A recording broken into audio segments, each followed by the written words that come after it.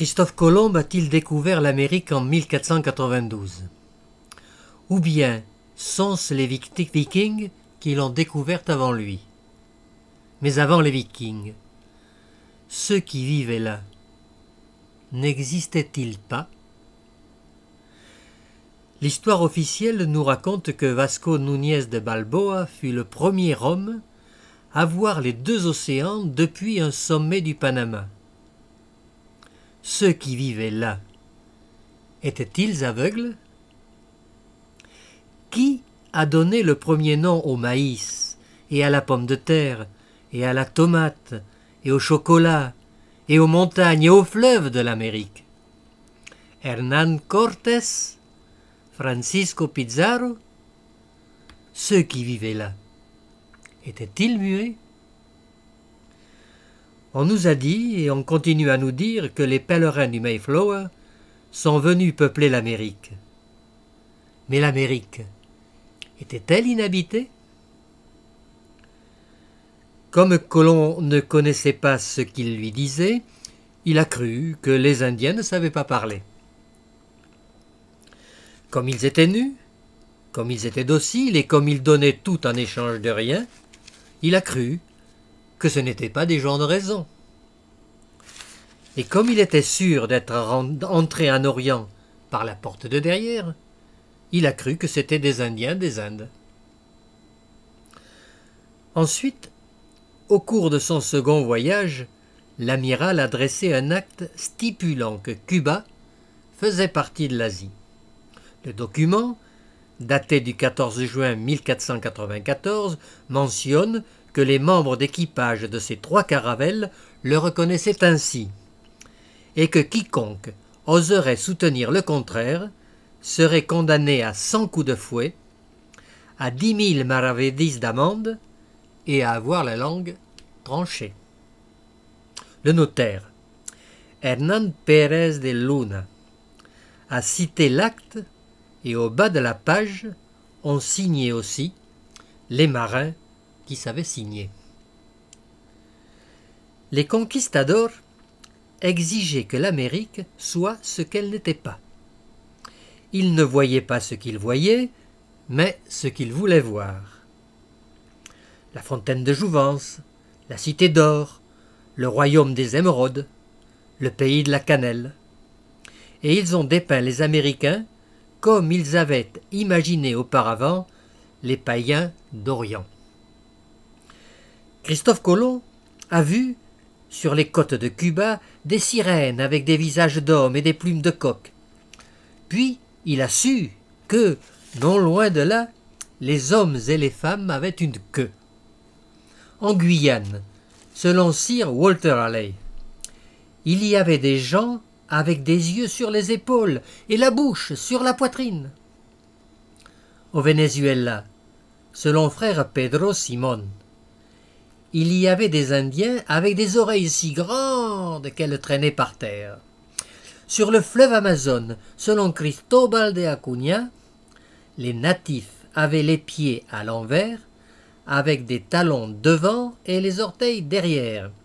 Et, selon Pedro Martín de Angleria, les femmes se mutilaient un sein pour pouvoir tirer à l'arc plus facilement.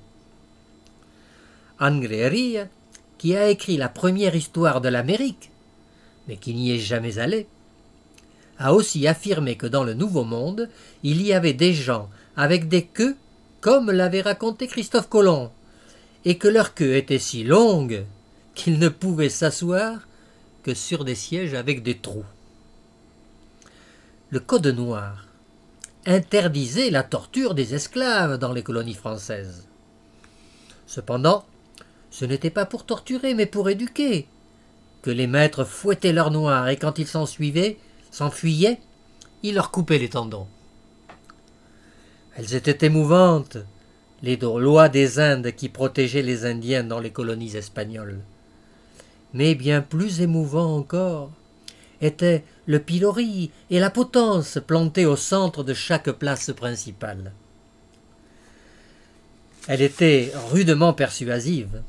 La lecture de la sommation qui, à la veille de l'assaut livré à toute bourgade, expliquait aux Indiens que Dieu était descendu sur terre et qu'il avait laissé à sa place Saint-Pierre, et que Saint-Pierre avait pour successeur le Saint-Père, et que le Saint-Père avait fait grâce à la reine de Castille de toute cette terre, et que c'était pour cela qu'il devait quitter les lieux ou payer un tribut en or, et qu'en cas de refus ou de retard, guerre leur serait faite, et ils seraient faits esclaves, eux, mais aussi leurs femmes et leurs enfants. Mais cette sommation d'obéissance était lue en rase campagne, en pleine nuit, et en langue castillane et sans interprète, en présence d'un notaire, mais sans la présence d'un seul Indien, parce que les Indiens dormaient à quelques lieues de là, sans se douter le moins du monde de ce qui allait leur tomber dessus. Jusque-là, il n'y a pas très longtemps, le 12 octobre était le jour de la race.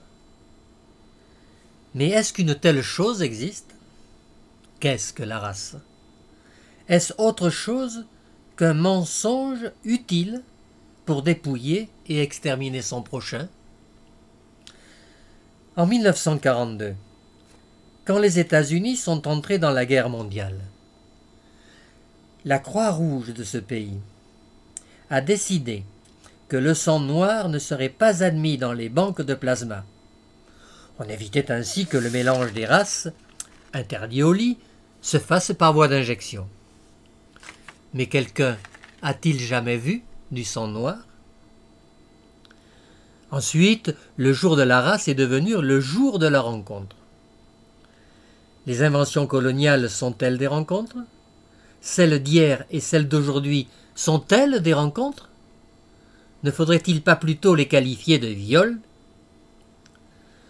Peut-être l'épisode le plus révélateur de l'histoire de l'Amérique est-il advenu en l'année 1563 au Chili. Le fortin d'Arauco était alors assiégé par les Indiens, sans eau ni vivres. Mais le capitaine Lorenzo Bernal refusa de se rendre.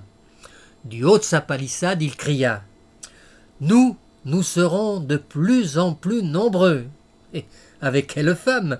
Demanda le chef indien.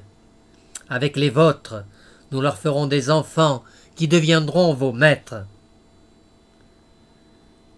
Les envahisseurs ont appelé cannibales les anciens Américains, mais plus cannibale encore était le Cerro Rico de Potosí, dont les bouches des mines dévoraient la chair indienne pour alimenter le développement capitaliste de l'Europe.